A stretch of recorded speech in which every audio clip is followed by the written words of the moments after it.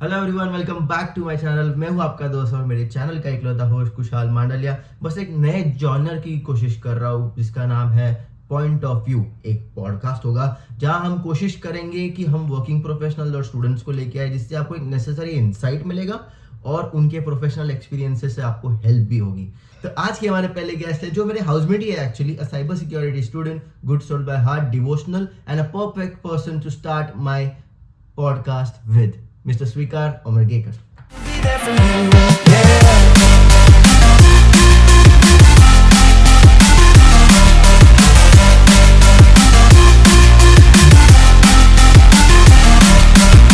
जैसा कि मैंने आपका एक छोटा सा इंट्रोडक्शन दे दिया, थोड़ा लाउड एंड क्लियर में, तो मैं चाहता हूँ कि आप, जहाँ तक मैं तुझे जानता हूँ, तू बहुत धार्मिक काइंड ऑफ व्यक्ति है। मतलब ऐसा मुझे लगता है, धार्मिक इंसान है तू। मतलब Spiritual. तुझे बहुत सारी चीज़ें पता है जो शायद मुझे नहीं पता और बाकियों को नहीं पता। अब आपने इतना अच्छा बनाया ही है माहौल, तो शुरुआत करते हैं। जैसा आप जानते हैं मैं महादेव जी का भक्त हूँ, तो उनके ही एक छोटे से मंत्र के साथ आपके ब्लॉग की शुरुआत करते हैं। तो कर्पूर गौरम करुणावतारम संसार सारम भुजगेंद्रहारम सदा वसंतम हृदयारविंदे भवम भवानी सहितम नमामि। हर हर हर महादेव। हर हर। मुझे पहले आपके बारे में, मुझे आप बोलूँ या तू बोलूँ, तुम ही बता। आप प्लीज तू बोलिए, मैं आपसे छोटा बड़ा हूँ पर फिर भी आप तू बोलिए। सो मतलब तू तेरे एक्सपीरियंसेस के बारे में बता। तेरा इंटरनेशनल, ये फर्स्ट इंटरनेशनल ट्रिप है, राइट? Yes. सो तू तेरे इंटरनेशनल एक्सपीरियंस के बारे में बता कि कैसा लग रहा है तेरे को। What do you feel now? मतलब 15 महीने हो गए तेरे को, तू नया नया जैसे आया था अभी। मतलब एक छोटा सा ग्लिम्स दे सकते हैं तो, क्योंकि बहुत सारे स्टूडेंट्स को जानना होगा कि मतलब एक स्टूडेंट लाइफ होती कैसी है वहाँ पे। तो हम इन डेप्थ में नहीं घुसेंगे, पर ब्रीफली हम एक चीज़ बताते हैं कि मतलब तेरा एक्सपीरियंस कैसा है, वैसा करके। तो जैसा कि तू जानता है, जब अपन यहाँ आए 5 सितंबर 2022, तो वो दिन ऐसा था कि पूरा लाइफ चेंज हो गया था। इंडिया से सीधा फॉरेन कंट्री, ना कभी इंटरनेशनल ट्रिप की थी, कुछ नहीं। तो जब यहाँ आए तो लगा कि हाँ इजी जाएगा, क्योंकि कॉन्टैक्ट्स थे, दोस्त थे कुछ जो मदद कर सकते हैं, तो उनके बेसिस पे आए थे। पर एज यू नो कि उतनी हेल्प नहीं हो पाई उनसे, या हम उतने जल्दी सेट नहीं हुए। जैसा यहाँ का क्लाइमेट है, वेदर में हम फ्रेंडली नहीं होते। फिर जो जो चैलेंजेस आते गए, जैसे घर हो गया, फिर हम लोग भी रोज़ मिलते थे, पर कहीं ना कहीं वो एक थॉट प्रोसेस था कि सब अच्छा हो, माना सब अच्छा था, हम बाहर थे इंडिया से, पर हम जैसा सोच के आते हैं वैसा है नहीं। पर मैं निगेटिव नहीं जाना चाहूँगा कभी, पर एक माइंडसेट मैं चाहता हूँ कि स्टूडेंट्स बनाएं कि लाइफ अच्छी होगी पर टाइम लगेगा। ऐसा नहीं है कि तुम आओ और 1-2 महीने में लाइफ अच्छी हो, और नहीं हुई तो बैक टू इंडिया। नहीं, that is not a solution. 6 महीना दो, 1 साल दो, हमें भी आई थिंक 1 साल लगा ही सेट होने को। जैसे आज हम जिस पोजीशन पे है, 1 साल लगा। तो मैं चाहता हूँ कि स्टूडेंट्स थोड़ा शांति से आए।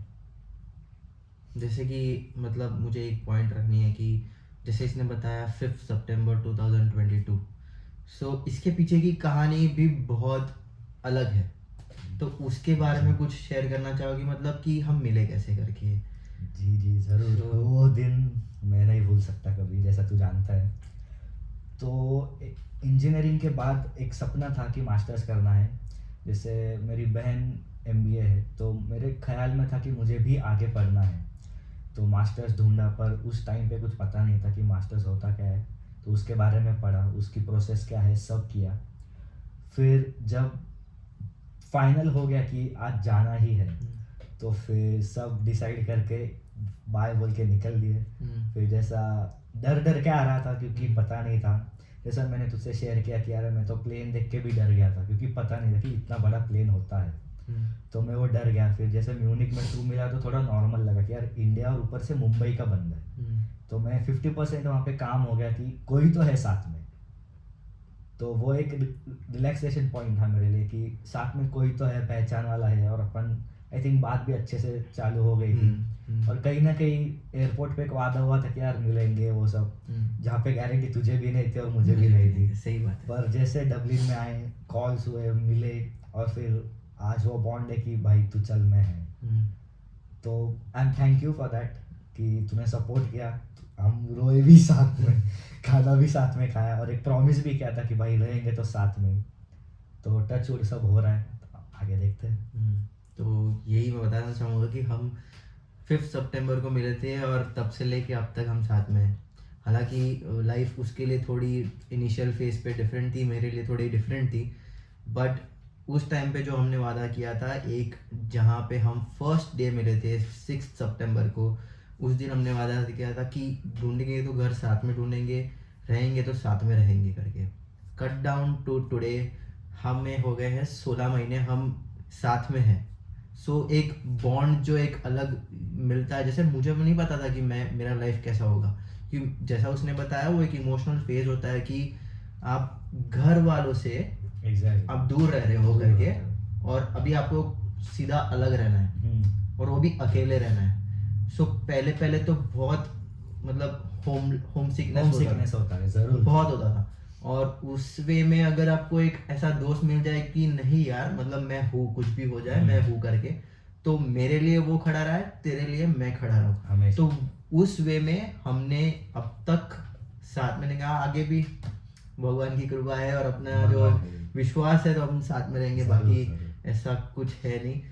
तो बट मैं तुझे बीच में कट नहीं किया, मेरे को ये जानना था कि वो जैसे तूने बताया कि सब कुछ हो गया, मास्टर्स हो गया, तेरी बहन ने MBA किया है जैसे तूने बताया, तो जब छोड़ने की बारी आई, मतलब वो दिन 5 सितंबर जब छोड़ने की बारी आई, तब कैसा फील हो रहा था? मतलब एयरपोर्ट पे कैसा फील हो रहा था कि मतलब उस वो प्रोसेस भी जानना जरूरी है, क्योंकि मेंटली प्रिपेयर होना किसी स्टूडेंट को इज वेरी इंपॉर्टेंट। सो मतलब उस वे में उस दिन तेरे साथ क्या हुआ, और उस दिन तूने क्या सोचा कि मतलब इसको अगर मुझे ओवरकम करना है तो मुझे इधर क्या करना पड़ेगा? तो जैसा कि मैं बचपन से कभी घर से दूर नहीं रहा हूँ, हमेशा घर में। अगर मैं गांव भी गया तो हार्डली 3-4 दिन में मैं वापस आता था। तो सडन चेंज कि पूरा ही अकेला रहने वाला हूँ, तो वो मेरे लिए इजी नहीं था। तो वो जो दिन था 5 सितंबर का, मैं सुबह एक्साइटेड था कि जाना है, मैं जा रहा हूँ, पर कहीं ना कहीं ये था कि यार फैमिली से भी दूर जा रहा हूँ। आई नो फैमिली रहती है, हमेशा रहेगी, पर वो एक रहता है कि कभी नहीं रहा दूर और अचानक से जा रहा है। तो फिर जैसे जैसे शाम होने आई तो थोड़ा इमोशनल होने लगा, सबको देखने लगा कि सब नेबर्स भी आ रहे थे, रिलेटिव्स भी आ रहे थे कि तू जा रहा है, बाय। एक डर था कि होगा क्या, मैं जा पाऊंगा एयरपोर्ट तक। कुशाल मैं झूठ नहीं बोलूँगा, एयरपोर्ट तक डर लग रहा था कि मुझसे होगा क्या नहीं, क्योंकि वो ट्रॉली पे मेरे बैग्स थे, सब था, पर वो ढकेलने की हिम्मत मुझ में नहीं थी कि मैं जा रहा हूँ करके। 50% I was happy I'm going, 50% like no I don't want to go, I just want to quit this and I want to be with my family। फिर यहाँ के भी डेली बात होती है, जैसे तुझे पता है आज भी डेली बात होती है, पर कहीं ना कहीं मेरे एक रूममेट ने बोला था कि अगर तुझे कट डाउन करना है, अगर होम सिकनेस नहीं फील करना है, तो वो करता था। उसके कहने का ये नहीं था कि तू भी वो कर। वो कहा कि जैसे तू घर वालों से रोज बात करता है वैसे थोड़ा थोड़ा कट डाउन कर। मतलब अभी आज आधा घंटा बात किया तो कल 15 मिनट ही कर, फिर एक दिन बात कर, तो कैसे तू थोड़ा डिटैच होगा। अगर तू वही जोन में रहेगा तो तू नहीं हो पाएगा।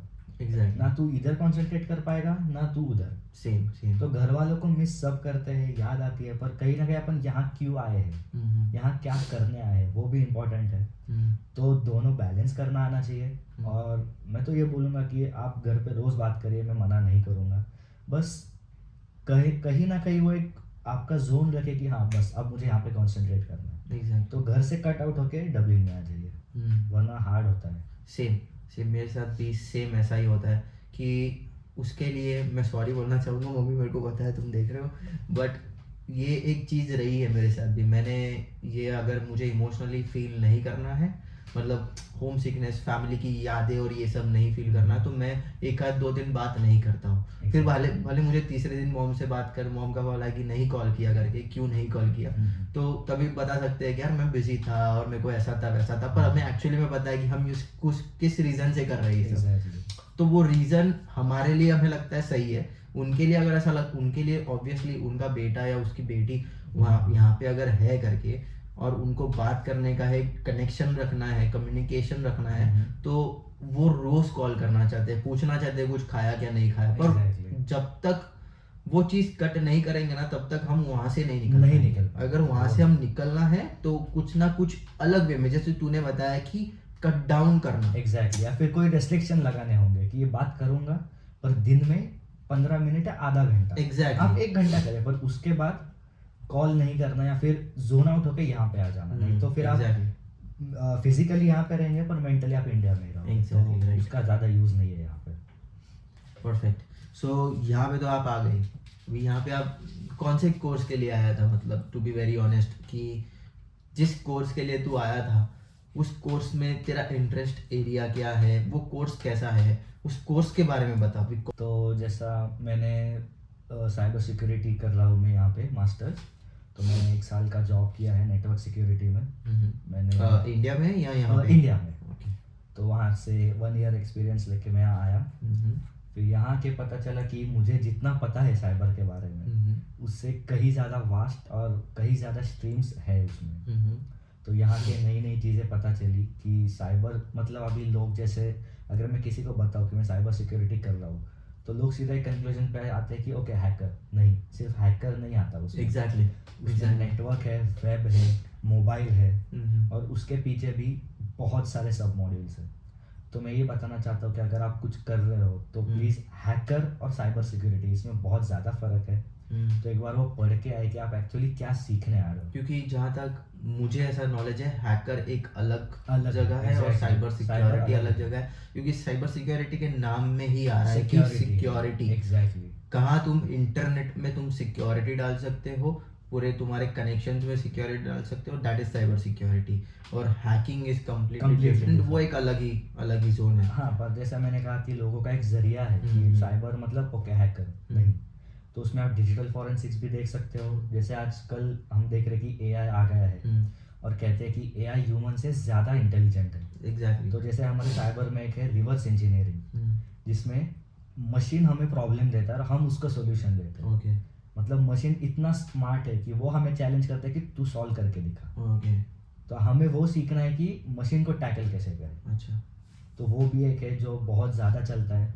और जैसे डब्ल्यू में हम देख रहे हैं कि हम जैसे फेयर में गए थे, तो जब उन्होंने पूछा कि आप क्या करना है तो मैंने बोला कि साइबर सिक्योरिटी। तो उन्होंने कहा कि अरे you are going to be the ruler of this country. Exactly. क्योंकि यहाँ पे जितने भी कंपनीज हैं वो थर्ड पार्टी हायर करके साइबर की टीम चलाते हैं। पर जैसा मैं देख रहा हूँ या पढ़ रहा हूँ, हर एक कंपनी अपनी खुद की साइबर टीम बनाना चाहती है। हमें थर्ड पार्टी से नहीं लेना, हमें अपनी टीम बनानी।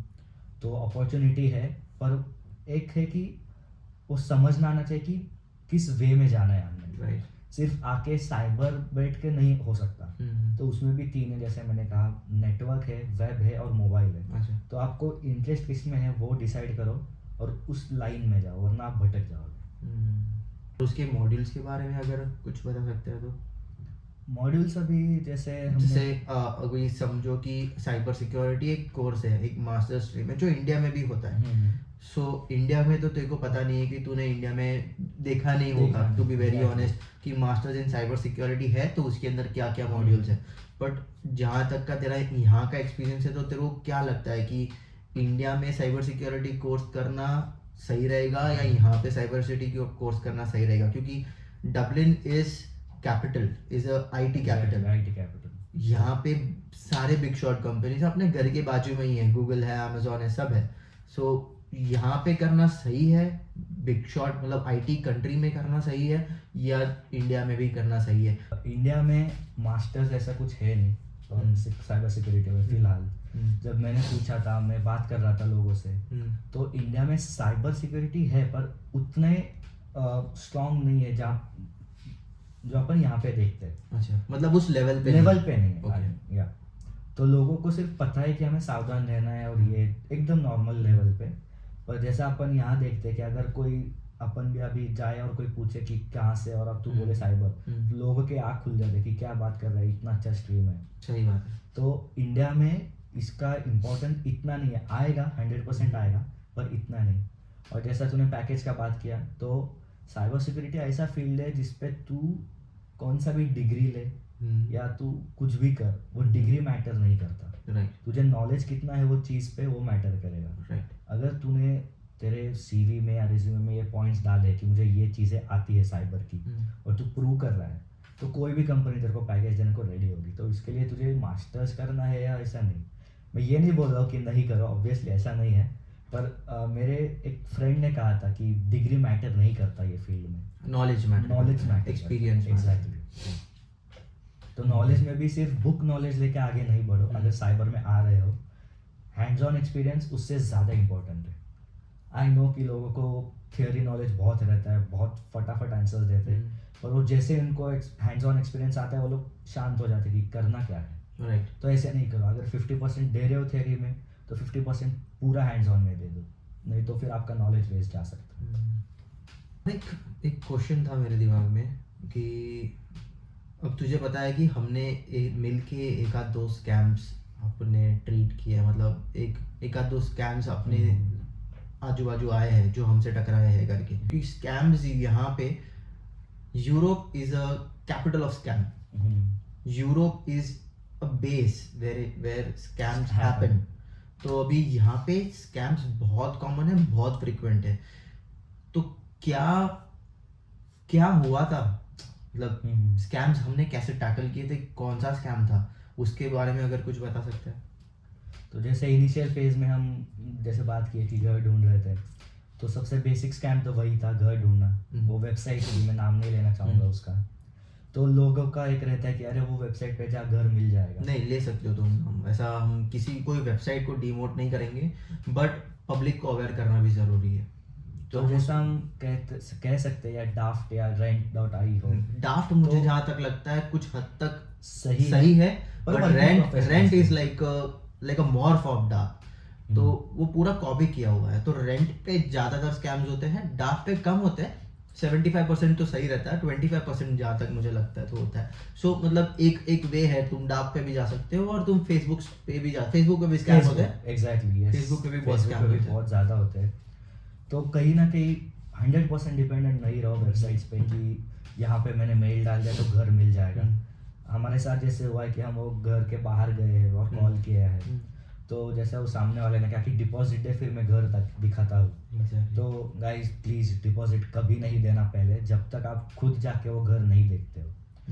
बंदे तुमको सामने से बोलेंगे कि वो जो बिल्डिंग है वो मेरी है, उसके अंदर घर है, विश्वास नहीं करना। खुद जाओ, वो घर देखो, फिर भी और एक दो जन से पूछो, फिर ही डिपॉजिट देना।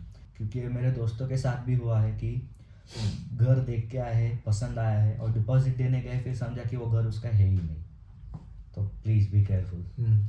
क्योंकि ये जैसा बता रहा है, एक स्कैम हुआ था मेरे साथ। तो मैं जब भी डबलिन में आया था तभी मैंने 4 दिन का अकोमोडेशन बुक किया, मतलब हॉस्टल बुक किया था, जिसमें तुझे भी पता है कि मुझे मैसेजेस आए थे, डाफ से रिप्लाई आया था कि तुम 5th को तुम्हारा फ्लाइट है, राइट, तुम 6th को पहुंचोगे, तुम 7th को आ जाओ, 7th को व्यूइंग कर लो, 8th को अपन लीज बनाते हैं, 9th को पेमेंट होने के बाद 10th को तुम मूव हो सकते हो। तो मैंने 5th to 9th मैंने बुकिंग करवाया था 4 दिन का, और मैं बहुत श्योर था कि मतलब मुझे मिल जाएगा यहाँ पे घर, मुझे मिल जाएगा। मैंने अच्छे से बात की थी उससे, मेल पे बात की थी, बट ये चीज़ नहीं हुई। मैं 6th को यहाँ पे आया, उस दिन हम दोनों मिले सुबह सुबह, क्योंकि मैंने तुझे पहले से बता दिया था कि मेरा एक व्यूइंग है, तो आ रहा है क्या करके, राइट। तो हम मिले, हमने कॉल किया, कॉल ही नहीं उठा रहे थे, तो हमने क्या सोचा कि अपन वो एड्रेस पे पहुंचते, राइट। तो हम एड्रेस पे पहुंचे, एड्रेस पे पहुंचने के बाद हमारी हिम्मत नहीं हो रही थी, क्योंकि हमें एक ही दिन हुआ, राइट, और हम आए थे स्टूडेंट वीजा पे और इंडियन से हम, तो कोई भी घर पे नॉक करके सामने वाला कैसा रहेगा, क्योंकि हमने कभी किसी से इंटरेक्शन नहीं किया यहाँ पे इंग्लिशमैन से, तो नॉक नहीं किया। तो लकीली हमें कोई एक ग्रैनी मिल गई थी। तो हमने उनको ये सिचुएशंस बताया, तो उन्होंने क्या बोला कि उन्होंने सीधा बोल दिया हमें और मुंह पे कि तुम्हारे में दम नहीं है क्या, तुम जाके नॉक नहीं कर सकते क्या, you don't have that guts. मतलब we do have it, but it's been just 1 day हम लोग यहाँ पे लैंड हुए, we do have no experience about it. So उसने लकीली हमें मदद की, वो आई, चेक किया, नॉक किया, और नॉक करने के बाद जैसे बताया पता चला कि वो घर उसका है ही नहीं, उसका किसने घर बताया? है ही नहीं और वो रहता ही नहीं है वहाँ पे Exactly, घर कोई पे। और रह रहा था। तो एक हमारे साथ वो एक स्कैम हुआ था, पर लकीली मैंने उसको पैसे नहीं दिए थे, उससे पैसे मांगे भी नहीं थे। उसके लिए मुझे लगा कि वो लेजिट है करके, क्योंकि मेरे दोस्तों ने जो यहाँ पे रहते उन्होंने मेरे को अवेयर करके रखा था, तो पैसा मत देना। तो मैंने नहीं दिया उनको पैसा करके। ये एक चीज़ हो गई। और उसके बाद में भी हम जब साथ में घर ढूंढ रहे थे, तभी हमें मेल आते थे booking.com या किधर से भी बहुत मेल आ रहे बहुत सारे थे, जहाँ पे mails भी हम कर रहे थे वैसे। तो हमें मेल आते थे कि हाँ Vacancy है, आप आ मैं जाओ। यहाँ पे नहीं रहती हूँ करके, मैं जर्मनी या यूके में रहती हूँ और यहाँ पे मेरा घर है। वहाँ पे मैंने एक क्लाइंट को देखे रखा है, एक उससे बात एजेंसी को करें। देखे रखा है, आपको वहाँ से कांटेक्ट आएगा। तो वहाँ से हमें मेल आता था। Yes. मेल आता था तो बोलते थे कि आप डिपॉजिट भर दो, एक सिक्योरिटी डिपॉजिट होता है, हम्म। नहीं पसंद आया तो वापस दे देंगे, होल्ड पे रखेंगे आपका पैसा उस साइट पे। और उस साइट पूरा फ्रॉड, फेक रहता है, fraud। पूरा fraud site। Exactly, yeah। ऐसे ही सेम मेल हमें 2-3 बार आए, सेम मेल पर अलग अलग नाम से। तो वो एक स्कैम था हमारे साथ भी। मतलब बहुत बड़ा स्कैम। मैं स्टूडेंट्स को यही बताना चाहूँगा जो भी आ रहा है कि एक हाउसिंग स्कैम यहाँ पे बहुत कॉमन स्कैम है। यहाँ पे अगर आप पहले से इंडिया से यहाँ पे बुकिंग करवा के आते हो, हॉस्टल का करते हो तो सब लेजिट रहेगा। और अगर घर का बुकिंग करते हो विदाउट एनी रेफरेंस और उन्होंने पैसा मांगा, आपने पैसे भर दिए, तो फिर देयर इज नो गारंटी कि वो सही है या गलत। फिर आप जाओ, यहाँ पे आने के बाद बैग लेके भी जाओगे ना, दूसरा कोई नॉक करेगा, मतलब दूसरा नॉक करो, दूसरा कोई रहेगा ना, वो आपको हकाल देगा वहां से। खड़ा भी नहीं वो बोलेगा कि मैं तुझे जानता नहीं हूँ करके, और वो उसका नाम भी नहीं रहेगा। फिर आप कौन से भी प्रूफ चेक कर लो उसके, क्योंकि ये बहुत कॉमन स्कैम है। और दूसरा एक स्कैम है कि आप यहाँ पे अकाउंट ओपन करते हो कि समझो कि अब हमारा अकाउंट AIB बैंक में है, तो AIB बैंक में अकाउंट ओपन करते हो, आपको जैसे ही अकाउंट वेरीफाई होने के बाद लेटर आता है घर पे, तो आपको एक मैसेज भी आता है जो AIB क्लेम करता है ऑन साइट और लेटर में भी कि आपको अगर आपको कभी कोई भी मैसेज आता है या तो हमने नहीं भेजा है। हम Exactly। हमारा मीडियम ऑफ कम्युनिकेशन हमेशा रहेगा letter सिर्फ ही लेटर रहेगा। में, जरूर। मेल पे भी नहीं, सिर्फ लेटर में। यस। तो वो एक स्कैम है जहाँ पे आप लिंक पे क्लिक करोगे और आपके अकाउंट में अगर आपने पैसे डिपॉजिट कर दिया अकाउंट ओपन करने का, लिंक पे क्लिक करोगे तो आपका वैनिश हो जाएगा पैसा। Of course। बट सही अच्छी चीज ये है कि AIB या कोई भी बैंक्स, यहाँ के जो भी बैंक्स है, वो लोग आपको, आप एक क्वेरी रेज करोगे ना कि मेरे साथ एक ऐसा स्कैम हो चुका है, तो वो लोग नो क्वेश्चन आस्क्ड पे वो पैसा रिटर्न भी कर देंगे, क्योंकि आपकी Exactly। गलती नहीं है। और यहाँ की बैंक्स का इंश्योरेंस भी तगड़ा रहता है, तो उनको वापस क्लेम हो जाता है। बट कस्टमर उनके लिए भगवान है, तो देव मानुस, तो वो ऐसे ही कर देते हैं। तो नहीं, जैसा कि तूने कहा कि मैसेज आता है, कभी कभी कॉल्स भी आते हैं, या अगर समझो कोई AIB का मेल देख के उस पर रिस्पॉन्ड करे, तो वही ध्यान रखना है कि AIB कभी भी आपको इन 3 रीजन से कम्युनिकेट नहीं करेगा। अगर AIB से कुछ प्रॉब्लम है, एक तो आपका ऐप यूज़ होना बंद हो जाएगा जैसे मेरा हुआ था, या फिर आपको लेटर आएगा कि ये प्रॉब्लम है, आप प्लीज़ बैंक में आके सॉल्व करिए। तो जैसा मेरा एक हुआ था कि बैंक को लगा कि मैं कुछ अनयूजुअल ट्रांजैक्शन कर रहा हूँ, तो उन्होंने मेरा अकाउंट बंद कर दिया। तो 1 वीक हो गया, मैंने उनसे बात की, सब हो गया, और नो रिस्पॉन्स, क्योंकि मैं बैंक में गया नहीं था। तो फिर मैं जब बैंक में गया, मैंने कहा, तो उन्होंने मुझे ऑन द स्पॉट सब प्रोसेस करके दिया, और उन्होंने मुझसे बहुत सारे डिटेल्स पूछे। आप विश्वास नहीं करोगे, उन्होंने मुझसे मेरे लास्ट ट्रांजैक्शन पूछा कि क्या था, और उसके 1 दिन पहले मेरी सैलरी आई थी। तो मैंने वो अमाउंट बताई, और उन्होंने बोला नहीं, कुछ सेंट्स भी है आगे, वो सेंट बताओ। अच्छा, इन डिटेल पूछ रहे हैं। Exactly, euro and cents as well, कि वेरीफाई करे कि तू ही है। अगर आपको नहीं पता कि आपका लास्ट ट्रांजैक्शन तो क्या नहीं है, होगा, सो बैंक मदद नहीं कर आप जहाँ से ट्रांजैक्शन है उनसे पूछे उन्होंने कितना भेजा है। तो लकीली मैंने वो देखा था कि कितनी आई है सैलरी, तो मैंने उनको बताया।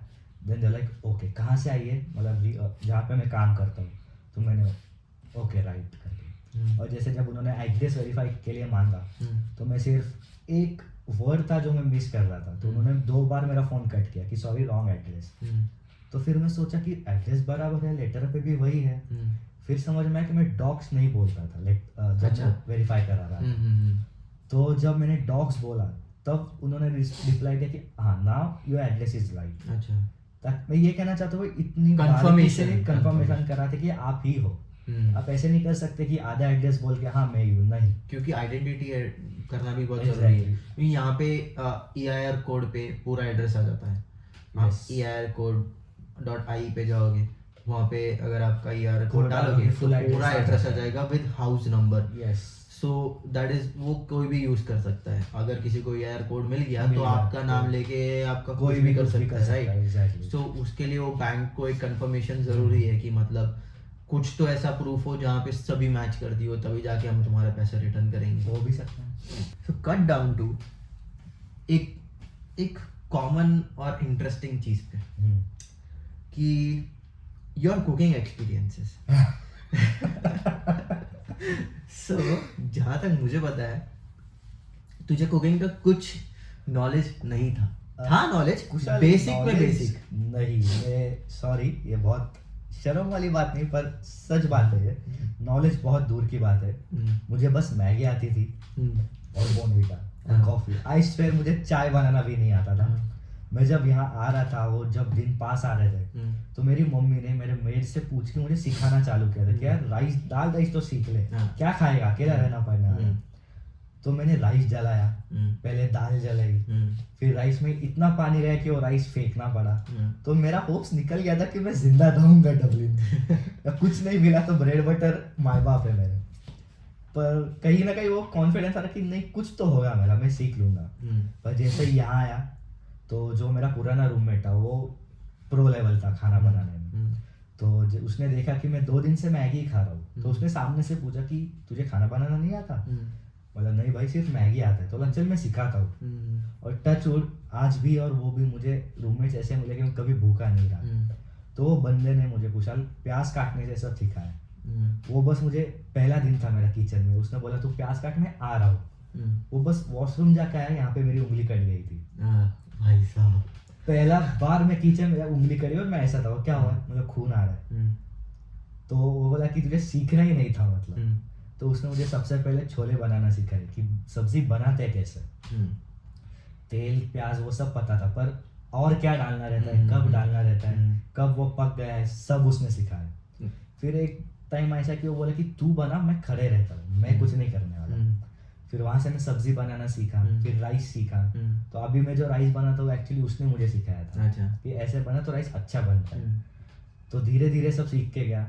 फिर जब यहाँ आया तो तूने रोटी बनाना सिखाया। मुझे आटा अभी भी नहीं आता गूंदना, मैं सीखता हूँ क्योंकि रोटी बेलना आता है, सेकना आता है, आटा गूंदना नहीं आता। तो तुम लोग को देख देख के सीखता हूँ, पर एक मज़ा आता है कि, और जब मज़ा आता है कि हाँ मुझे आ रहा है तो और एक्साइटमेंट आता है कि आज मैं ये बनाऊंगा वो बनाऊंगा। तो कुकिंग के लिए कभी डरा नहीं और कभी बोर नहीं हुआ कि मुझे नहीं करना, क्योंकि जब करने लगा तो मज़ा आने लगा। तो वो भी एक फन है। जैसे तुझे पता है यहाँ पे टाइम पास सिर्फ टेस्को और कुकिंग ही है। तो अगर टेस्को से जाना है तो टेस्को जाके आओ, टाइम पास करना तो कुकिंग कर लो। अगर टेस्को से थोड़ा फुर्सत मिले तो कुकिंग पे ध्यान दो, मजा आएगा। वही क्योंकि जहाँ तक मुझे पता है तेरे को नहीं आती थी बहुत सारी चीजें, और फिर तू धीरे धीरे सीखा।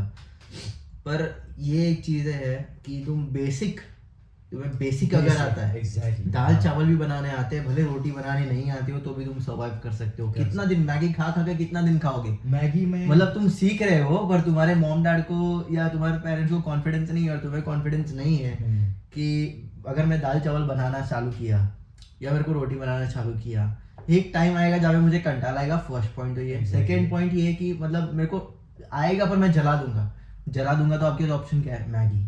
फिर अगर आपने उस दिन मैगी खा लिया, वो जला हुआ खाना नहीं खाया और मैगी खा लिया, तो नेक्स्ट डे आप ये सोचोगे अरे मुझे तो ये बनाने आता ही नहीं है, तो मेरे पास ऑप्शन क्या है? मैगी। तो मैगी करेंगे फिर बाद में। नहीं, ऐसे लगता है मैंने मैगी हार्डली 2 दिन खाई। फिर तीसरे दिन मेरा तो मुझे नहीं खाना, मैं पानी पी के सो जाऊंगा, पर मुझे मैगी नहीं खाना है। मतलब 2 दिन में मेरा वो उड़ गया था मैगी का। तो फिर मैंने सोचा कि आज फ्रूट्स खा लूंगा और सो जाऊंगा। तो बंदे ने देखा कि मैं पूरा दिन क्या कर रहा हूँ। मैंने सुबह बनाना खाया, दूध पिया, बिस्किट्स खाया और मैं शांत हो गया कि पेट भर गया। पर रात को क्या, रात को भूख लगी, खाना बनाना आता है नहीं। और वो लोग उतने फ्रेंडली नहीं हुए थे, क्योंकि हार्डली 1 वीक भी नहीं हुआ था कि मैं उनको बोलूँ कि मेरे लिए भी बना। तो जब उन्होंने सामने से वो बात की कि भाई तू बोल तुझे नहीं आता पर भूखा नहीं रहे, और अपन जब आए तब विंटर ही था, तो ठंड भी थी और कहीं ना कहीं वो ठंड भी असर कर रही थी, खाना जा नहीं रहा था या फिर वो जा रहा था पर अनईजी फील हो रहा था। तो जब उन्होंने कहा कि तू बोल हम लोग बना देंगे, तो फिर मैं उनको बोलता था कि भाई आप बना दो, मैं दूसरा कुछ कर लूँगा काम। वो बनाने लगे, फिर खाने का तो सॉर्ट हो गया, पर कहीं ना कहीं होता कि यार मुझे भी बनाना है। अच्छा, तो फिर उसने सिखाया चालू कि देख सब्जी ऐसे बनती है, राइस ऐसे बनता है। तो धीरे धीरे बिरयानी तक पहुंचा, पुलाव तक पहुंचा, और आज आई थिंक मैं खाना बना सकता ये तो हो गई तुम्हारी मतलब पर्सनल चीजें। हूँ। बट अगर कोई स्टूडेंट आना चाहता है यहाँ पे, फॉर एग्जाम्पल मैं ही स्टूडेंट हूँ, तो मुझे यहाँ पे आने के बाद, यहाँ तक तो मैं पहुँच गया, पर यहाँ पे आने के बाद मुझे क्या क्या चीज़ें करनी पड़ेगी, क्या कौन सी चीज़ें मुझे अप्लाई करना बहुत ज़्यादा इम्पोर्टेंट है, और मेरा एक पाथ क्या रहेगा यहाँ पे आने का पहले 10 दिन, कि मुझे पार्ट टाइम भी करना है, तो मुझे पहला वो जो पाथ रहेगा वो क्या रहेगा करके। तो सबसे पहले तो आप जब यहाँ आओगे तो सिम कार्ड ले लेना, क्योंकि वाईफाई सिर्फ आपके घर में रहेगा, बाहर जाओगे तो नेट नहीं रहेगा। सही बात है। आपको रोड्स मैप्स कुछ एक्सेस नहीं हो पाएगा, और एक नंबर की भी जरूरत एग्जैक्टली। तो बेटर है कि आप जैसे ही लैंड करते हो हार्डली वही इवनिंग या नेक्स्ट मॉर्निंग जाके पहले सिम कार्ड ले लो। ओके। सिम आ जाने के बाद आप पीपीएसएन को अप्लाई करो। अगर आपका पीपीएसएन नहीं है तो आप पार्ट टाइम नहीं कर सकते। सही बात है। कर सकते हो, पर अगर कोई कैश इन हैंड दे रहा है या कोई रेडी है कि ठीक है अभी कर ले, पीपीएस आने के बाद नंबर सबमिट कर, ऐसे भी लोग हैं। पर श्योर शॉट रहने के लिए पीपीएसएन इम्पोर्टेंट है। हाँ, पर उसके लिए भी अगर आप उसके लिए पीपीएसएन अप्लाई करना जरूरी है। हाँ, अप्लाई होने के बाद आपको एक मेल आता है, मेल आता है, मेल रहना जरूरी है। हाँ, क्योंकि नंबर रहता है। क्योंकि सेम चीज मेरे साथ हुई थी कि मैं काम करता हूँ सर्कल के में, जैसा तेरे को पता है, तो मैंने पीपीएसएन के लिए अप्लाई किया था, पर मुझे नंबर नहीं आया था। अप्रूव मेरे को सबमिशन का मेल आ गया था, पर नंबर नहीं आया था।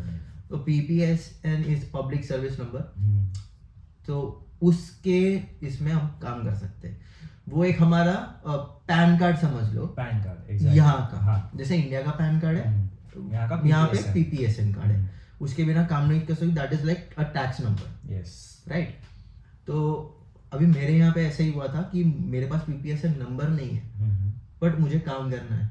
सो मुझे पहले मेरे इंडिया का पैन कार्ड, मेरा जो टैक्स प्रीवियस कंट्री में, लास्ट कंट्री में जो टैक्स पेइंग नंबर होता है ना, वो बहुत इंपॉर्टेंट होता है। भले फिर आप कौन से भी कंट्री से आओ, पाकिस्तान से आओ, आप स्पेन से आओ, बांग्लादेश से आओ, वहाँ का जो टैक्स नंबर रहता है वो चाहिए रहता है आपको काम करना है। तो विदाउट पीपीएसएन तो आप सबमिट कर दो, उधर से हो जाएगी। पर जब तक आपको पीपीएसएन नंबर नहीं आता, आप सबमिट नहीं करते, तब तक उनका एक पॉलिसी रहता है कि 50% आपको मिलेगा बैंक में, और 50% आपका टैक्स कटेगा, विच इज लाइक क्लेमेबल। आपको डायरेक्टली मिल जाता है वो टैक्स, वो होल्ड पे रहता है, टैक्स भी नहीं कटता। जैसे पीपीएसएन नंबर सबमिट करो तो आपका जो नेक्स्ट सैलरी स्लिप रहता है उसके अंदर जितने भी महीने या जितने भी वीक्स काम किया आपने, उसका पूरा आ जाता है। तो उस टाइम लग रहा ओह वाह इतना बड़ा अमाउंट आया करके, पर उसके पहले आपने हाफ पेमेंट पे काम किया। सर्वाइवल के लिए कुछ तो चाहिए। एग्जैक्टली, रेंट भी होता है, फिर यहाँ का ग्रोसरीज भी, तो कुछ ना से बेटर कुछ तो है हमारे पास। तो पीपीएसएन के बाद क्या अप्लाई करना होता है? तो एक बार पीपीएसएन आ गया तो सबसे इम्पोर्टेंट तो जीएनआईबी आईआरपी कार्ड है। हाँ। जैसे हम इंडिया से वीज़ा लेके आते हैं यहाँ पे, तो वो वीज़ा सिर्फ 6 मंथ्स का रहता है। सही बात है। तो यहाँ आने के बाद वो एक्सपायर होने से पहले आपको अपॉइंटमेंट लेके आईआरपी कार्ड निकलवाना पड़ता है, ताकि 1 ईयर का आपके पास लीगल परमिशन है कि आप आयरलैंड में रह सकते हो, काम कर सकते हो। Perfect, exactly. तो वो एक बार हो जाए तो आपको यहाँ पे कोई कुछ क्वेश्चन नहीं कर सकता या कोई टच नहीं कर सकता, क्योंकि आपके पास वीज़ा भी है और प्रॉपर लीगल परमिशन भी है फ्रॉम गवर्नमेंट ऑफ आयरलैंड। तो एक बार वो हो गया तो आप पूछोगे कि पार्ट टाइम पे क्या करना है। तो पार्ट टाइम पे यहाँ पे आपको खुद ही जाना पड़ेगा। ऑनलाइन अगर आप अप्लाई करने के लिए देख रहे हो, तो जैसे पेनीज है, डन्स है, स्पार हो गया, फिर टेस्को, लिडल, ये जितने भी मैंने नाम लिए वो सब आप ऑनलाइन अप्लाई कर सकते हो। या आपको अगर कोई कैफे में या रेस्टोरेंट में काम करना है, तो आप अपना एक सीवी बनाओ पार्ट टाइम वाला, और आप खुद जाके दो उनको और बोलो कि मुझे ज़रूरत है, क्योंकि यहाँ जैसे हम देखते हैं कि मैक्सिमम स्टूडेंट्स है और इनको भी ज़रूरत है लोगों की, कोई आके काम करे। तो जैसे मेरा एक दोस्त था होटल में, तो मुझे पार्ट टाइम नहीं मिल रहा था, तो उसने भी हेल्प किया, पर एक टाइम बाद बोला कि तू जा, मैं नहीं आने वाला, क्योंकि मेरे को कॉन्फिडेंस नहीं था कि मैं जाऊँ और लोगों से बात करूँ कि मुझे काम दो। तो उसने वो सिखाया कहीं ना कहीं, पर उसको लगा कि नहीं, इसका मेहनत कम पड़ रहा है। तो जब उसने वो होटल छोड़ा तो उसने मुझे रिकमेंड किया कि मेरा ही दोस्त है और मेरे जैसा ले लो। तो कहीं ना कहीं उसका एक रेपो था। आप ये भी कर सकते कि अगर आपके फ्रेंड्स है या रेफरल ले सकते हो कि कोई आपको रिकमेंड करे कि मेरा दोस्त है या कोई। तो उसने रिकमेंड किया, तो लकीली टचवुड उन्होंने बोला कि ओके तू आ जा, तू तेरे दोस्त जैसा ही है, जैसा उसने बोला था। तो जब वो स्टार्ट हुआ पार्ट टाइम, तो एक तो आदत नहीं थी कि पार्ट टाइम करूँ, क्या रहता है होटल में बस जाके खाना खाया पर बिहाइंड द सीन्स होटल में काम करना एक एडवांटेज भी देता है, you get fresh food to eat, nice 5 star. अगर 5 स्टार में काम करो तो 5 स्टार जैसा, अगर आप 2 स्टार या 1 स्टार में काम कर रहे हो तो उसकी वेराइटीज अलग रहती है। वैरायटीज की बात भी सही है, प्लस एक फ्रीडम रहता है। जैसे हाँ। हमारा ही एक दोस्त है, वो किसी पाकिस्तानी रेस्टोरेंट में काम करता है, बट ही इज लाइक वहाँ के लोग ऐसा ट्रीट करते हैं उसको कि मतलब अब भी पार्ट टाइम के लाया तू पहले कुछ खा ले। एग्जैक्टली। और फिर निकलेगा तभी भी ये बच्चा है, ये अच्छा है, फ्रेश खा है, तो ले। तू लेके जा हाँ। सकता है तेरे रूममेट्स के लिए, या तो खा के जा, ऐसा करके। तो वही बात है कि हम जब जाते हैं अभी इंडिया में, जैसे अपन बोलते हैं कि नॉर्मल रेस्टोरेंट, और फिर अपन देखते हैं अरे ताज, तो सीधा आंखें बड़ी होते कि अरे ताज। पर वो ताज के पीछे 10,000 लोग काम करते हो, अपने को नहीं दिखता। Exactly. अपन बस जाते, अगर अपन ने ऑर्डर दिया और ऑर्डर 10 मिनट लेट है, अपन चिल्लाने लगते कब से ऑर्डर दिया, स्टैंडर्ड्स नहीं आए। पर जब अभी मैं काम करने लगा, जब मेरे होटल में वो आता है ऑर्डर, और जब स्टार्टर बनाने को कितना टाइम लगता है मैं देखता हूँ, तो मैं अब ऐसा हो गया कि नहीं, टाइम लगता है, वो भी इंसान है। पेशेंस की जरूरत। 5 स्टार में कस्टमर्स की भी पेशेंस की जरूरत है, और वहाँ की वर्कर्स की भी पेशेंस की जरूरत है। That's why it's called 5 star. 5 star, क्योंकि क्वालिटी ऑफ फूड तो मिलेगा, but the amount of patience you have, ऐसा नहीं होता कि चलो रेडी है, ऑर्डर आया दे दो। नहीं, यहाँ पे तो मैंने कभी देखा नहीं। यहाँ पे जो भी रिमेनिंग फूड रहता है या वो फेंक देते हैं, अगर वेजिटेबल्स अच्छे हैं तो ही पैक करके रखते हैं, वरना सीधा डस्टबिन में। अच्छा। तो जो भी ऑर्डर्स आते हैं फ्रेशली मेड, गर्मा गर्म। और जैसे मैं जो काम करता हूँ, मेरा भी पॉलिसी है कि अगर वो डिश तैयार है तो विद इन 7 मिनट्स वो कस्टमर के टेबल पे रहना चाहिए, वरना मुझे चिल्लाते हैं कि तेरे गलती की वजह से फूड ठंडा हुआ। तो यहाँ पे इतना इम्पोर्टेंस है खाने को और कस्टमर्स को, उनको ठंडा खाना नहीं जाना चाहिए अपनी साइड से। राइट। ये तो हो गया पीपीएसएन के बारे में। और जॉब एक्सपीरियंस, जो part time job experience experience तो बहुत मस्त था। जैसे मैंने जो बताया, होटल में मैं जब लगा, आदत नहीं था। मैं 1 वीक में मेरा जो ड्यूटी मैनेजर रहता था, जो थोड़ा पहचान को हंसता था, क्योंकि मैं थक के मैं नीचे बैठ जाता, फिर सब फुल टायर्ड होके मैं कि यार मुझे घर जाना है, मुझसे नहीं हो रहा है। तो वो वही बोलता था कि कर, कुछ नहीं होगा, 1 महीना तकलीफ होगा, कर। जैसे मैं निखिल को भी बताता था कि यार मैं बहुत थक गया हूँ, वो भी हंसता था कि अरे शुरुआत है, होगा।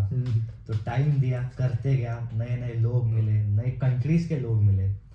फिर कहीं ना कहीं अभी आज ऐसा लग जाता हूँ तो एक्साइटमेंट रहता है कि चलो आज जाना है, कि वहाँ पे भी नए लोग हैं, स्पेन, पोर्चुगीज, ब्राजील, नाइजीरिया हो, वो एक बॉन्ड बन जाता है। एग्जैक्टली। तो एक अगर वर्किंग बॉन्ड, जैसे मैं 3 दिन काम करता हूँ, मतलब मंडे टू थर्सडे नहीं करता, सिर्फ वीकेंड्स।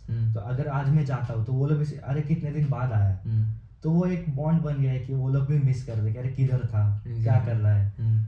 तो वो अच्छा लगता है कि पहले था कि पार्ट टाइम है, और अब लगता है कि लेट्स गो पार्ट टाइम है, तो अच्छा लगता है। तो ये पीपीएसएन के बाद अभी भी हमें और कुछ डॉक्यूमेंट अप्लाई करने पड़ते हैं, लाइक डॉक्यूमेंट्स के लिए अभी बैंक अकाउंट भी इम्पोर्टेंट है। बैंक अकाउंट के बिना हमें पैसे कहाँ पे आएंगे? हाँ, इंडियन बैंक में थोड़ी ही ट्रांसफर करेंगे, तो सबसे पहले आपको बैंक अकाउंट भी बैंक अकाउंट भी। और बैंक अकाउंट अगर ओपन करना है तो आपको फर्स्ट स्टेप जो सिम कार्ड वाला है, वो नंबर की बहुत ज़्यादा ज़रूरत है। राइट। आपको उसके लिए पहले तो सिम कार्ड चाहिए, नंबर, और फिर एक प्रॉपर एड्रेस चाहिए जिस एड्रेस पे बैंक लेटर भेज सके। एग्जैक्टली। या आपके जो भी कोड है या डेबिट कार्ड भी यहाँ पे बैंक लेटर से ही भेजता है। तो वो प्रॉपर एड्रेस देने से पहले बैंक अकाउंट ओपन करने ना जाए। ऐसा ना हो कि आप जा रहे हो तो एक एड्रेस दिया है और डेबिट कार्ड के लिए एक, बैंक आपको नहीं देगा। तो मेक श्योर करें कि एड्रेस एक ही है। जहाँ तक मुझे पता था, मैं हॉस्टल में रहा था, मुझे नहीं तो 11-12 दिन में हॉस्टल में रहा था, और तेरा अकाउंट पहले ओपन हो चुका था क्योंकि तेरे पास परमानेंट एड्रेस था। भले तू जहाँ पे रहता था वो एनवायरनमेंट तेरे लिए सही नहीं था, बहुत सारे लोग रहते थे एक ही रूम में, हम ना डिस्क्लोज नहीं करेंगे, बट मैंने देखा है वो कहाँ पे तू रहता था करके। तो तेरे पास एड्रेस था तो तेरा हो गया। अभी मेरे से नहीं हुआ था क्योंकि मैं हॉस्टल में रहता था, और हॉस्टल का एड्रेस हम बैंक में नहीं दे सकते, राइट। आप अभी मैंने भी JNIP मतलब IRP के लिए अप्लाई किया था, पर मेरे को जब टेम्पररी अकोमोडेशन मिला तभी, क्योंकि मेरा एक जर्नी बहुत रोलर कोस्टर वाला जर्नी रहा है पहले 3 महीने। तो पहले 3 महीने के बाद तो मैं इतना फ्रस्ट्रेट हो गया था कि नहीं, अगर अब भी मतलब लिटरली मैं भगवान से प्रार्थना करता था कि अब भी अगर नहीं हुआ ना तो मैं बैग लेके सीधा इंडिया जा रहा हूँ, क्योंकि इतना सारा बैग हॉपिंग नहीं कर सकता मैं, और बैग लेके मैं सीधा इंडिया जा रहा हूँ करके। बट वो एक एक्सपीरियंस था, वो सबको मतलब मैं नहीं चाहता कि सबको फेस करना पड़े, बट अगर वो आप फेस नहीं करोगे तो आप मेंटली स्ट्रांग नहीं हो पाए। बनोगे। जैसा अकेले रहने के लिए एक चाहिए कि एक ठोकर लगनी चाहिए, तभी जाके तुम रह सकते हो अकेले, वैसा करके। तो मेरी तो कहानी कुछ अलग है, मैं बहुत अलग अलग वे में अलग अलग जगह पे रहा हूँ। जैसे तूने बताया ये चीज़, अपन भी जब घूमते थे सिटी में, तो अपन ने अपने जैसे स्टूडेंट्स देखे जो बैग लेके घूम रहे हैं, दिन रात की रहने के लिए जगह नहीं है।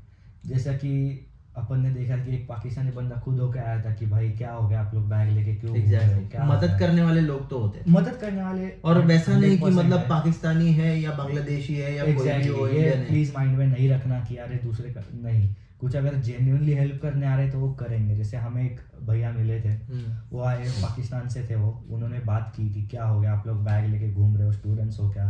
तो उन्होंने उनके फ्रेंड को कॉल किया कि यार कुछ बंदे हैं घूम रहे, प्लीज़ 1-2 दिन के लिए इनको जगह दे। तो वो फ्रेंड आके खुद पिक करके गए थे कि आप टेंशन मतलब आपको मिल जाएगा, 2 दिन मेरे घर पे रहो। तो जैसे कि हमने दोस्तों को पूछा कि क्या कैसा था वो सब, तो उन लोगों को उन्होंने खाना दिया, सोने के लिए जगह दी। तो ऐसा नहीं है कि दूसरे कंट्री से तो विश्वास कैसे करें, पर इसका मतलब ये नहीं कि आप सब पे विश्वास करो। हाँ, नहीं, मैं यही बोलना चाहूँगा कि प्लीज अगर आप आ रहे हो एज अ इंडियन माइंडसेट से आ रहे हो, अगर मैं तो इंडियन ही हूँ, हम लोग इंडियन ही है, राइट।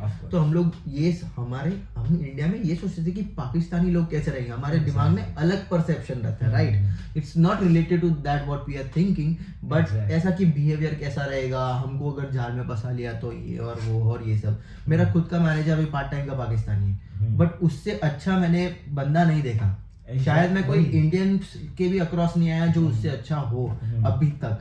क्योंकि इतना अगर कोई ध्यान रखने वाला अगर होता है, भले वो कौन से भी मुल्क से हो, इट्स लाइक कि तुम्हें यहाँ पे आना है और वो लोग तुम्हें जैसे ट्रीट कर रहे हैं वैसे तुम उसको ट्रीट करोगे, नहीं।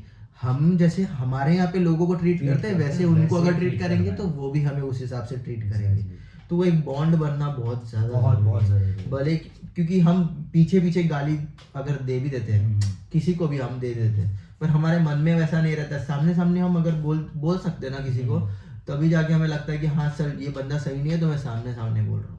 पर अगर पीछे अगर तुम गाली देके ही बोलोगे ना तो तुम खुद पे डाउट करोगे, वो बंदा सही रहेगा पर शायद मेरे साथ उसका अच्छा नहीं हो, मेरे साथ अच्छा नहीं हो रहेगा, या तो मैं गलत रहूंगा, वैसा करके। जैसे तूने कंट्री का बात किया कि इंडिया पाकिस्तान, वो सब व्यू नहीं है जो हम बात कर रहे हैं इंडिया पाकिस्तान। जैसा फेसबुक से तूने बोला कि स्कैम होते हैं, तो कुछ ग्रुप्स थे फेसबुक पे, इंडिया से ही थे वो लोग। तो जब इनको पता चला कि स्टूडेंट्स को ज़रूरत है घर का, बहुत सारे स्टूडेंट आए हैं और बेघर है, तो भरोसा रखिए मैं झूठ नहीं बोलूँगा, कुछ इंडियंस ऐसे थे कि अगर यहाँ का पर मंथ रेंट 600 है तो इंडियंस उसको बढ़ा के 700 750, मतलब ये भी ऐसे भी लोग हैं कि वो टाइम में भी अपना प्रॉफिट देखते हैं कि यार ज़रूरत है तो लोग देंगे ही। और वही ग्रुप में कुछ थे कि यार ये मत करो, अपने ही लोग हैं।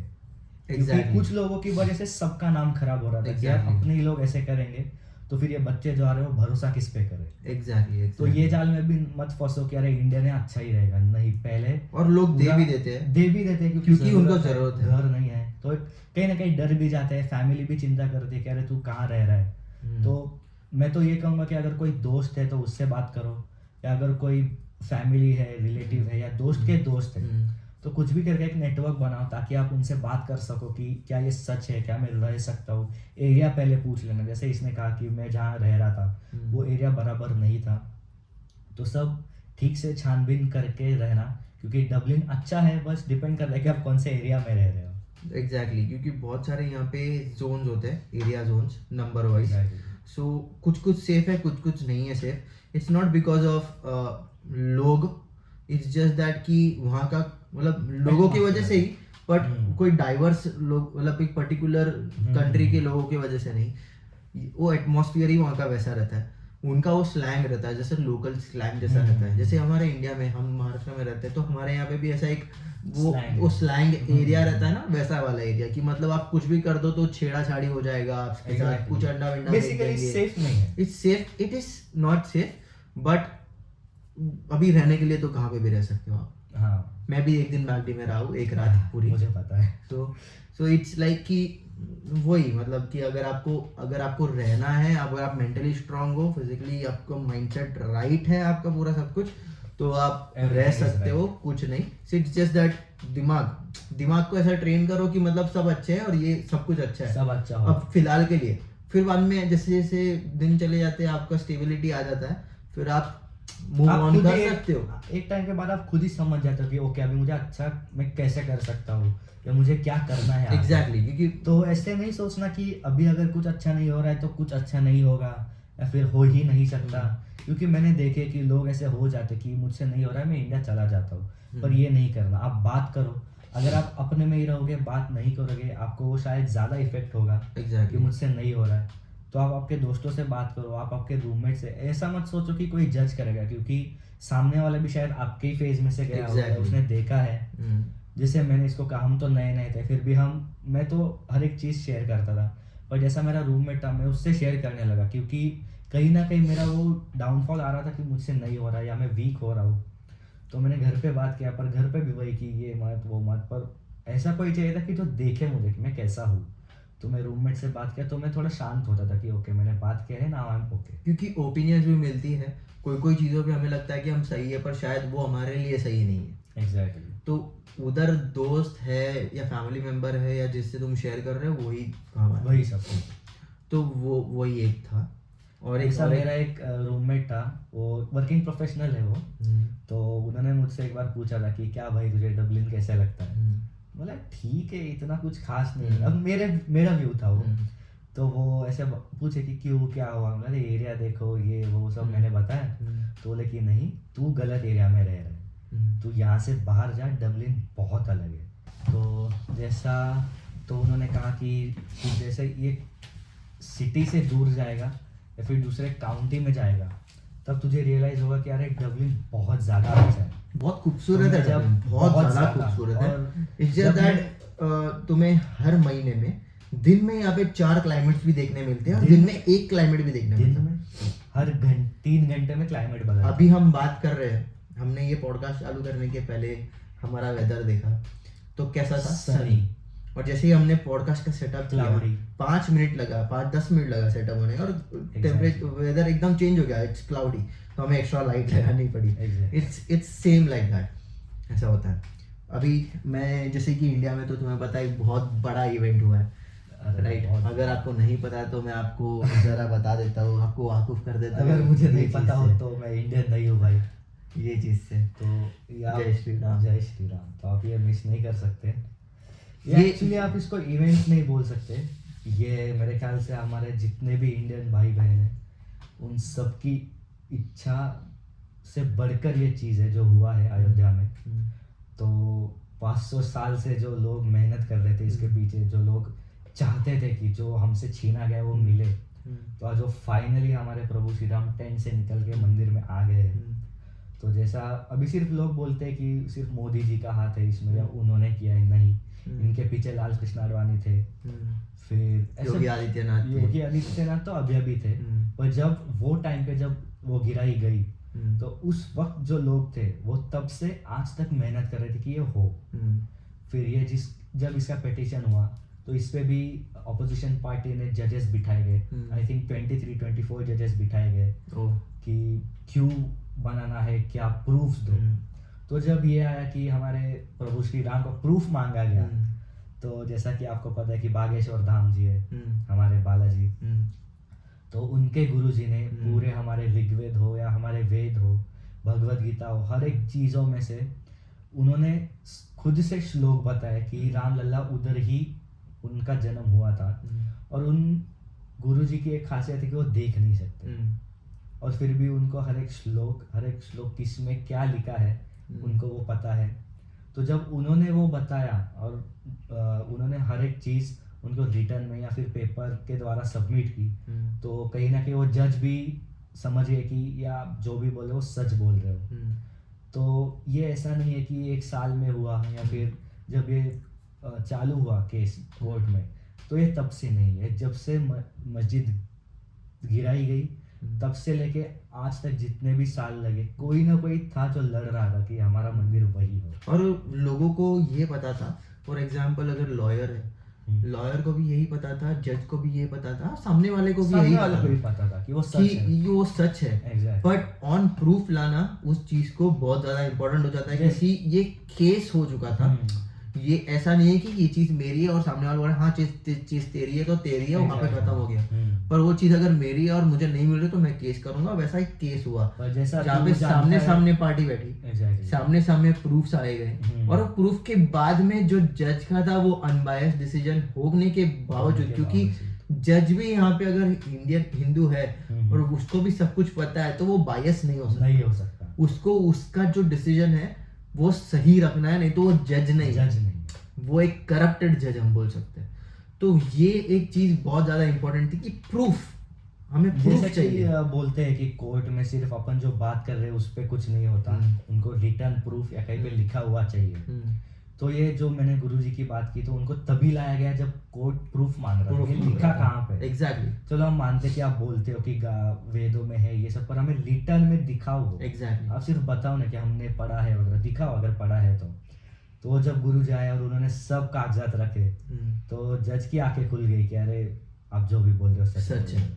तो जब ये डिसीजन आया उसके बाद भी कुछ लोग थे जो बायास्ड ये वो दंगे, जैसे हमारे योगी आदित्यनाथ जी है, उन्होंने एक मैं इसका कुछ अलग मीनिंग नहीं देना चाहूंगा, हम सिर्फ डिस्कशन कर रहे हैं। एग्जैक्टली। मैं ये बता देता हूँ कि एक जैसे हम पॉडकास्ट के एंड पे जा रहे हैं तो एक मूड लाइट करने का एक डिस्कशन है, और ये बहुत बड़ी चीज़ है हमारे लिए, हम इंडियंस के लिए तो ये बहुत बड़ी चीज़ है। हालांकि पूरे दुनिया के लिए बहुत बड़ी चीज़ है, क्योंकि यहाँ से ही सब कुछ चालू होता है और यहाँ से ही सब कुछ खत्म होता। तो ये एक चीज़ बहुत बड़ी है और हमारे जनरेशन के लिए ये बहुत बड़ी चीज़ है, क्योंकि हमने ये चीज़ विटनेस किया है। लकीएस्ट है कि हम ये देख रहे हैं। ऐसे कितने तो लोग होंगे कुशाल की इसके लिए वो लोग झगड़े या वो ये होने से पहले ही वो शायद उनका देहांत हो गया। बाला साहब ठाकरे जो बोले थे कि तो मस्जिद तोड़ने में हाथ में मेरा पैर है करके, तो जो वो लीडर्स थे कि जो लड़े कि बनेगा तो मंदिर वही बनेगा। और आज भी कुछ ऐसे लोग हैं जो क्लेम कर रहे हैं कि जहाँ पे मंदिर बना है वो एक्चुअल मंदिर से थोड़ा दूर है। अब अपोजिशन है, उनका काम है, पर प्रूफ है कि जहाँ पे था मंदिर वही बना है। जहाँ पे मंदिर था वहाँ पे ही उनका स्थान हुआ है। पर आप अगर देखोगे तो मैंने आज ही एक वीडियो में देखा कि वहाँ पे वो एक ब्लॉगर ही है, वो वहाँ पे दर्शन करने गया था, तो उन्होंने बताया करके कि वो मंदिर के बाजू में है ना, वहाँ पे उन्होंने ग्रिल से कवर करके रखा है जहाँ पे राम जी टेंट में रहते थे, जैसे बोलते हैं टेंट में। तो उनका वो पूरा प्रतिमा था। और जब तक ये मंदिर नहीं बना, आज से 400 300 350 साल 400 साल पहले वो मंदिर में वो टेंट तक वहाँ पे सिक्योरिटी रहती थी और यहाँ पे लोगों को जाने की इजाजत नहीं। तो वो भी एक बहुत बड़ी चीज है। तो उसको प्रिजर्व करके रखना, उसका मतलब पूरा टेक केयर करना, वो भी हमारी रिस्पॉन्सिबिलिटी है। आज भी वो बंद है cage, you can't go and see कि वो टेंट में क्या है। वैसा की वैसा ही टेंट है वो। इट्स जस्ट दैट कि वहां पे किसी को जाना अलाउड नहीं है। तो ये बहुत बड़ी चीज है। और hats off to Modi ji, मतलब मैंने देखा है वो ग्रोथ। जहाँ तक लोग बोलते हैं कि मतलब सिर्फ गुजरात में ही विकास हुआ है, तो नहीं, मतलब वो नजरिया है, सब जगह पे हर एक का अलग है व्यू। हर एक ऐसे लोग हैं जो बोलते हैं कि कुछ भी प्रोजेक्ट्स आए मोदी सिर्फ गुजरात में टर्न करता है। सिर्फ स्टेट को लेके अगर लोग बोलने लगे तो भाई हर एक स्टेट अलग हो जाएगा इंडिया से। आज मोदी आने से पहले इंडिया को पूरी दुनिया किस नजर से देखती थी और आज मोदी के साथ इंडिया को कहाँ रख रहे हैं लोग, हमारे लोगों को वो समझ नहीं आ रहा है।